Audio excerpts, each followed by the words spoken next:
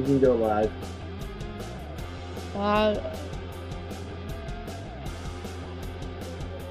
And welcome to Benches and Bickering, the podcast. This is your host, Adam, with my wife, Stephanie. This is a husband and wife podcast.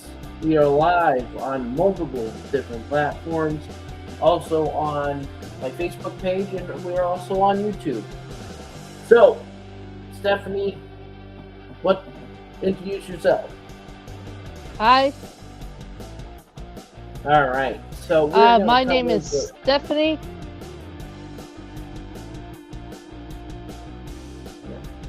And I am the wife. Yep, she is the wife. We are going to be covering the first two nights of what this weekend was, the WrestleMania weekend, and we're going to go over what we thought about the first two nights, the matches, all that good stuff. With that being said, I'm going to go right into the first set of matches here. So let's go to night one. I'm going to go with Jacob Fatu taking on.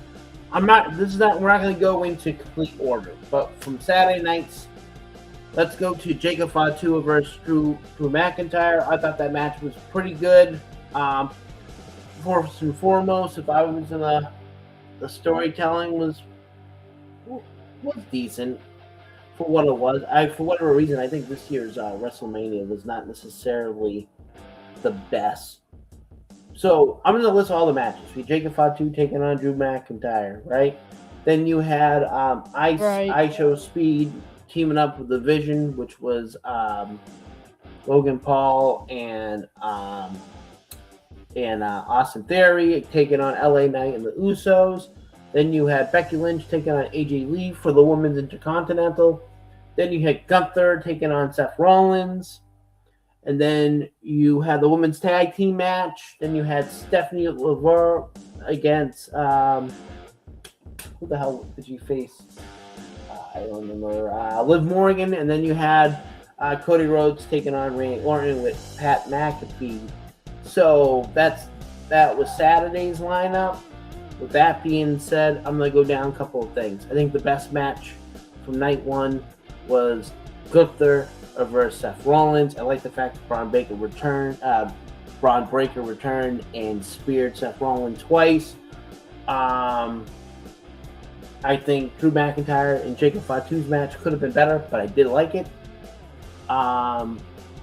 The six-man tag match was just hokey. ISO Speed, doing a splash on top of Logan Paul onto a table was pretty entertaining. Becky Lynch defeating AJ Lee, I don't know. I wasn't for it. Liv Morgan taking the Women's Championship with the aid of Raquel and Roxanne Perez, somewhat predictable. I don't like the fact that the returning Paige teaming up with Brie Bella to win the women's tag belt. That should have just stayed on. Lash and Nia Jax. If that was the case, I think that idea was not good. And then Cody Rhodes retaining his belt over on Randy Orton. I like the fact that Randy Orton hit Cody Rhodes with the championship belt, then punt them, and I found it to be very entertaining watching Pat McAfee running down the ramp with a neck brace on the ref shirt. It was pretty funny. All in all, night one. Yeah, that I agree. All right. All in all, night one. Like I said, best match. Night one was Seth Rollins and Gunther. Drew McIntyre and Jacob Fatu was a good match. Could have been better. Was not a fan of the title change with Becky and AJ Lee, but wasn't the worst match on the card. I felt that Cody and Randy Orton's history, the storytelling that could have been way better, but it was somewhat workable. Women's title switching over to Liv Morgan was okay match. The entrance was cringeworthy. The women's tag match, I mean, the big Page return coming back gave a big pop. I mean, all to all, night one was probably from a 1 through 5 was a 3. Tonight's WrestleMania, though, Trick Williams being Sami Zayn, perfect. Could have written it even better. Love that. By the way, Brock Lesnar and Obi probably was the match of the night. That kind of stole the whole show. The ladder match, Penta retained his belt. Was great. Once again, another. So tonight, Sunday night's WrestleMania had more better matches. I felt the ladder match was gold. I thought Brock Lesnar and Obi was better, and I think the Trick Williams versus Sami Zayn was better. Those 3 matches were the best matches. However, Rhea Ripley taking on Jade Cargill could have been better. I feel really bad for Finn Balor for bringing back the Demon in that whatever that match was with Dominic Mysterio. Dominic Mysterio's entrance was probably the better entrance. I felt that it was the safest match to keep Dominic Mysterio look decent, knowing that he's the AAA Mega Champion. Main event, logic was thrown out the fucking door between CM Punk and Roman Reigns.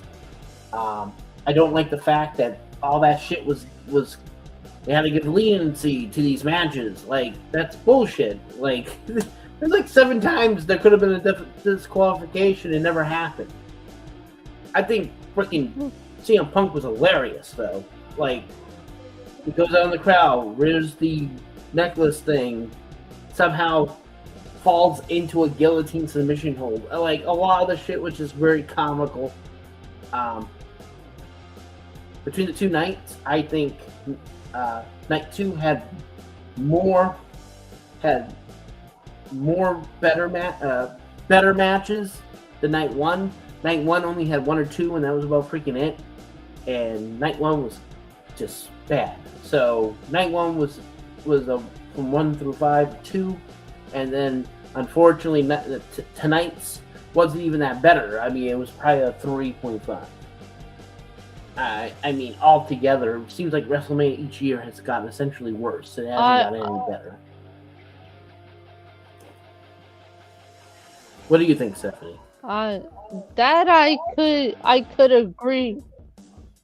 I think night 1 for me was night 2 was slightly better, but not that much better, in my opinion. My favorite match this weekend, I have to say, was Dom Mysterio's match.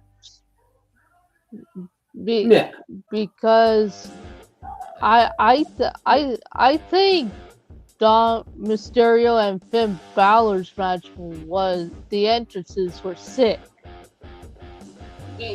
That's why it's my favorite.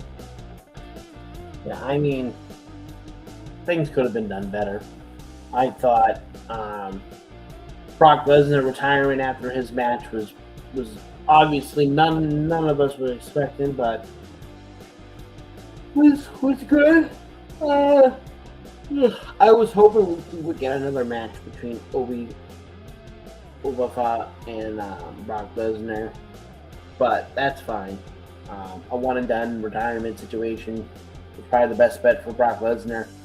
The ladder match was really good for the Intercontinental. It's like, for whatever reason, night 2 was just better match. Like, overall, had a little bit better matches. I feel bad because night 1 should have had more than 2 good matches on that card. Like, Cody Rhodes and why is it that both world title matches weren't that good?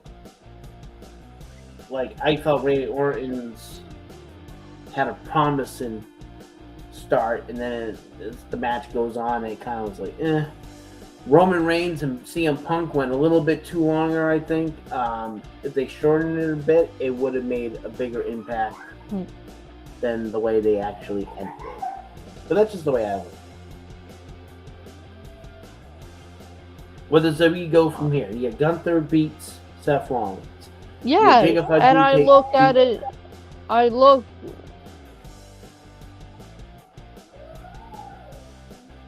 I think I agree with you 110%.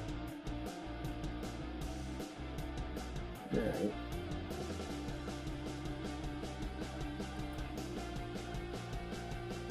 There's a lot of things that could have been slightly better in this year's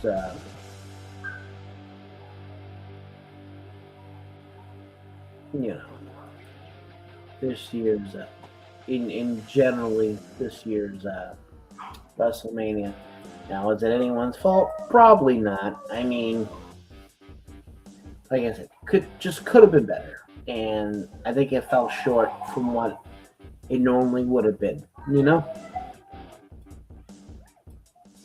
Yeah.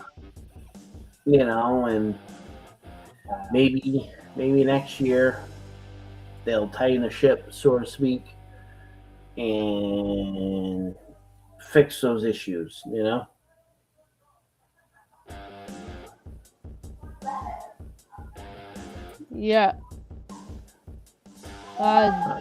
Like, I find each year of WrestleMania, it gets progressively worse.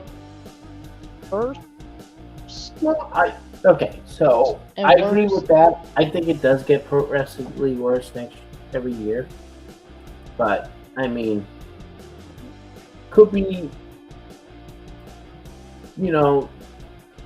it could be better. I think it should be better. I think the concepts of the WrestleMania could have been better. I will have to say I feel like WrestleMania has started to become treat it more like a Super Bowl. It doesn't matter if you follow it or not. You're there to watch the spectacular entertainment aspect of things. And every year, every WrestleMania feels like if you're a wrestling fan, you know what WrestleMania is supposed to feel like. But this year was the first year that they hyped it up more like a Super Bowl or the World Series or the Stanley Cup than a wrestling event, which is, I guess, pretty neat. I mean, I guess that's what you want. You want them, but I don't like the fact that they're treating it like a real sport. It's supposed to be I mean, you're like, well, it's combat sport. No, it's not, because we know who's going to win. We know who's going to lose. It's predictable. I beg the question now: is the NFL like that? Yeah. Is the NHL like that? Is the NBA like that now? Has the realm of fantasy, movie entertainment aspect of shit has finally became a real thing, and I think that's something that fans should be worried about. We shouldn't. This is not good. This is not good for anyone that likes I'm a diehard sports fan. My wife is a diehard sports fan. We like football, hockey. We like baseball. We like all these sports. But if they're gonna treat WWE like it's the UFC because it's part of a group that owns the UFC, then now should we beg the dip for how fake the NFL is now? How fake is the NHL? How fake the NBA is going to be? Like, is this no longer a legitimate sport that we've grown up to play?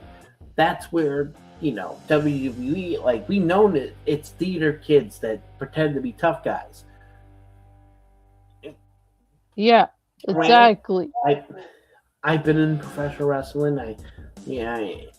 It's not fake. People get hurt in this. Athletes do wrestle in a very life risk situation. But my biggest qualm about this is, are they really forcing everyone into this belief that professional wrestling is as real as and unpredictable as like the NFL? Or is it like essentially the UFC, Like, how can you compare the two? They're obviously Yeah. two separate things. But that's not the way they're promoting it. And I think that's my biggest fear.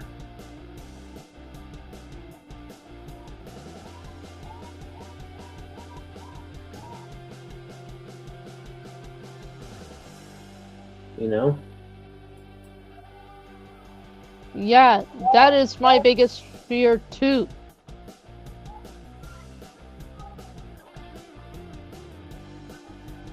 Like we grew up watching like Stone Cold Steve Austin and Triple H and Hulk Hogan and those and all of those guys. Yeah. But my opinion still stands that we, ever since COVID, the WrestleMania has been total gone downhill. No, I don't know if WrestleMania's went downhill I since don't know COVID. if you agree. I don't agree on that. I don't think every single. Oh, I would think the last three WrestleManias have been lackluster. Um, I don't think they all have became worse. I mean, I've heard more complaints from the last two previous WrestleManias than the last five. So, with that being said, you have WrestleMania 42, 41, and 40 all had some sort of complaints towards them. WrestleMania 39, 38, 37, and so on were like, yeah, you didn't hear a lot of complaints about it. But the last three, including this one, because there's going to be a lot of complaints. There's going to be a lot of issues. There's going to be people nitpicking areas, and you know, Yeah.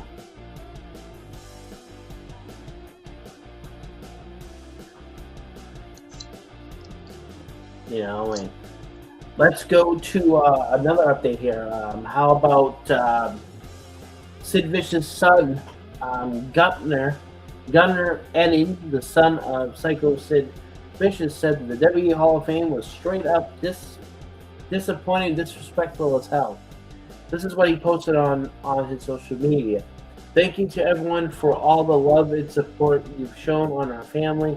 It means the world, and I appreciate every single person who had my dad's back.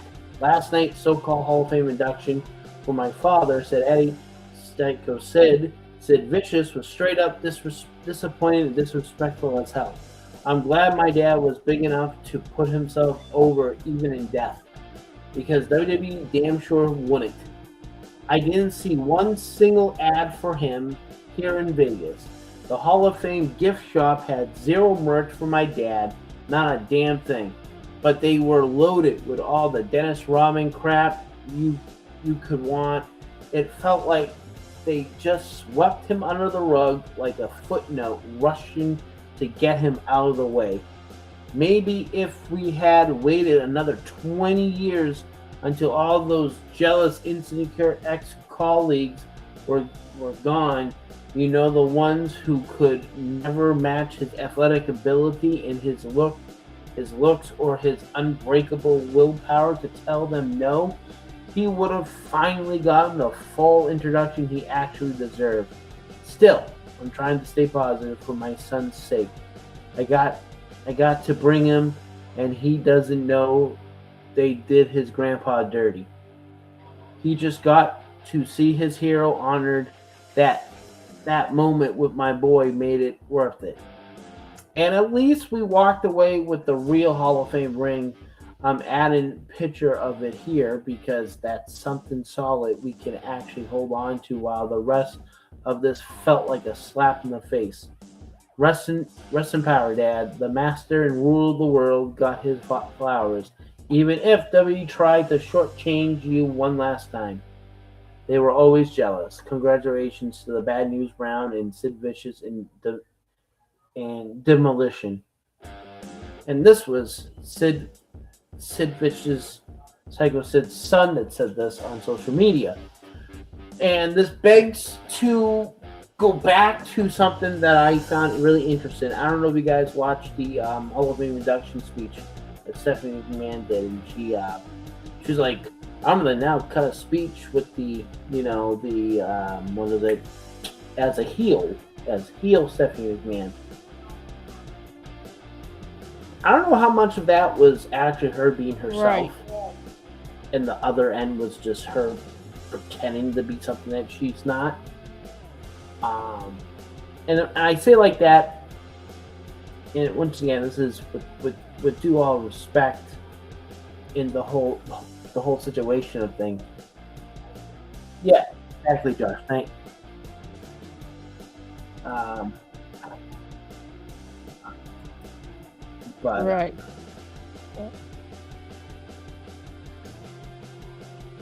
Uh, like it's not for sure for next year in Saudi Arabia, but it seems more than likely it is.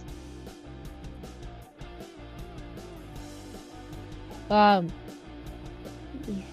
Question I have is I don't really recall if they did it in Saudi Arabia or somewhere out that way in the past.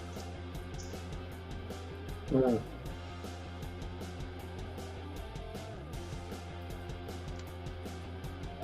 I just think in general it was just uh,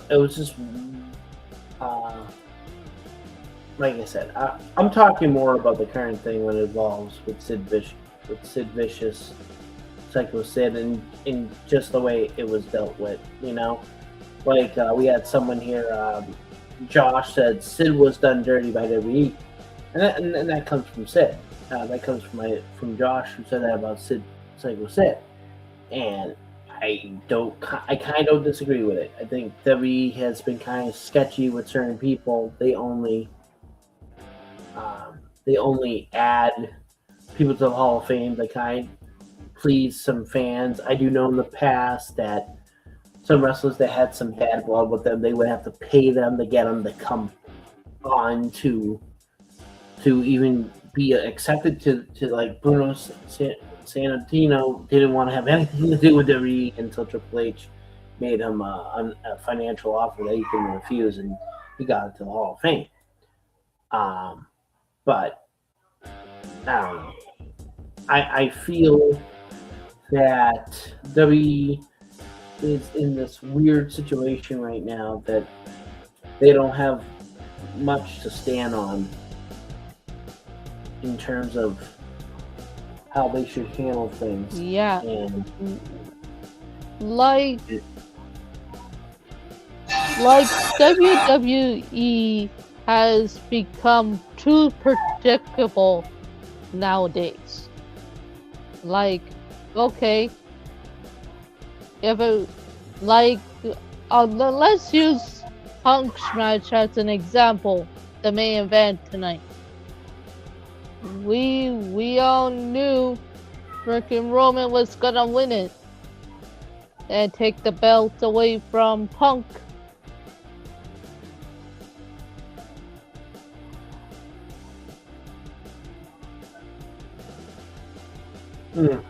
yeah, I mean, but I think all wrestling promotions have done some wrestler dirty one way or another.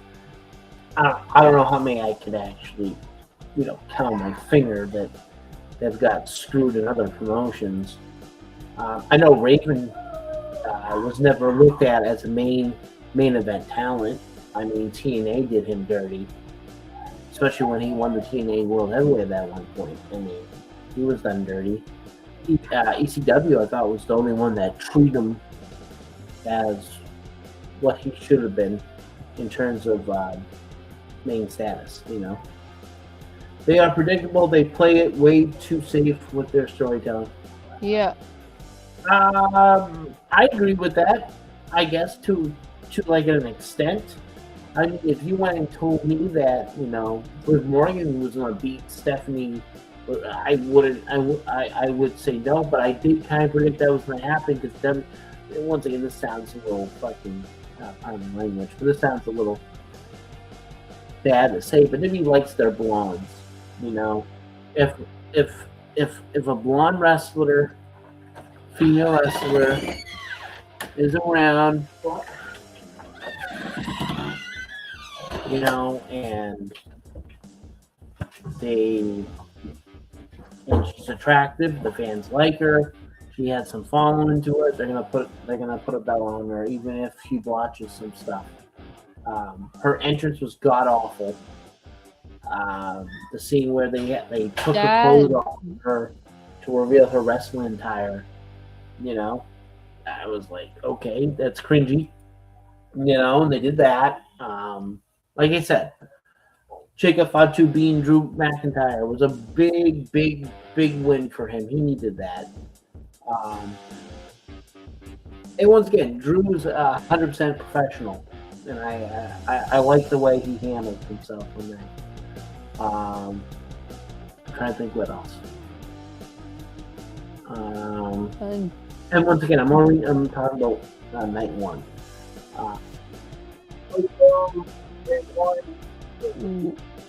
Like tonight, Rhea Ripley's match, her opponent are their outfits are like out of this world. Yeah. Sort of. Like I find, like growing up, I grew up with female wrestlers being more conservative and not what they are today. I don't know about that. In terms of their gear. No, I don't think anything really has changed much on their attires. I think they're leaning more back to the Attitude Era style of like the way they look. The sex appeal has to be there. I do feel that Rhea Ripley's outfit kind of looked like lingerie almost. It was weird. I think Jade Cardell's attire actually looked really, really well done. I don't really try to look at what his attires,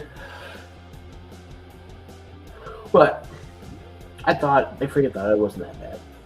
I'm trying to think another thing here. Hold on. Both women championship matches, not including the women's intercontinental, could have been better matches. I think the women's intercontinental was slightly better than the two women world belts. Like I said, both women world belts swapped hands. Liv Morgan won, and then Rhea Ripley won. I thought it was weird that they did that. So title changes. All the women belts swap hands. You had Becky won, Liv Morgan won, Rhea Ripley won, Brie Bella and Paige won. All right. Let's see what belts got retained. The Universal WWE Champion, the Undisputed WWE Championship. Cody Rhodes retained his belt. Penta retained his Intercontinental. I'm trying to think what else got retained.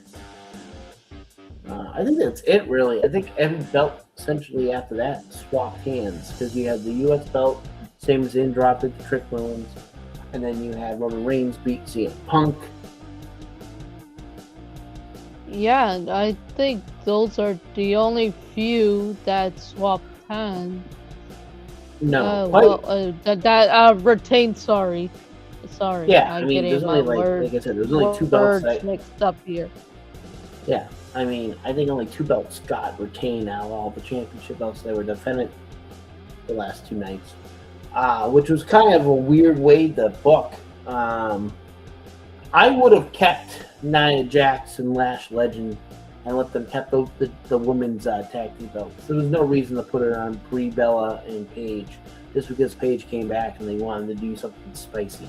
No, because you already had all the women belts change hands. Like, that was a dumb decision. Nia Jax, Lash Legend had a really good run with the tag belts, and I think just let them continue to run. Let them continue to run until like freaking SummerSlam, and then have them drop the belts to Brie Bella and Paige.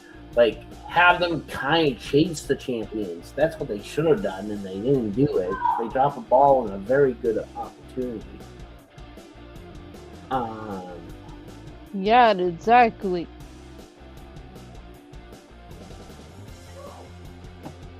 You know, it's 11:07 p.m. We're gonna about to wrap this up. Just so you guys know, normally the night after WrestleMania is where bigger surprises normally happen.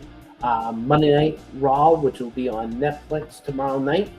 I'm going to watch. I'm gonna see what the big surprises are. I'm expecting Roman Reigns to come out. I'm expecting CM Punk and AJ Lee to come out and make some type of statement about them losing their belts. I'm expecting Becky Lynch to kind of mock AJ Lee for losing.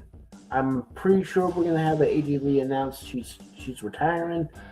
Maybe CM Punk. I don't know. We do know Brock Lesnar retired. I do know that Roman Reigns will have a celebration of some sort about winning his belt. Gunther is going to make, I'm assuming, an announcement involving what that favor was from Paul Heyman. And I think it has to do something with a world championship match, maybe a big time match to continue his reign of like ending people's careers. Who knows? But with that being said, that's enough for me. Who knows? And we'll be back on next Sunday, because that's what we do. We do Sundays. We do Sundays at 11 p.m. normally on Eastern Time Zone. And that's it for me. We will be back. We will be back next week on Sunday. So tune in then, and we will give you an update on the next stream. Yep. See you guys then.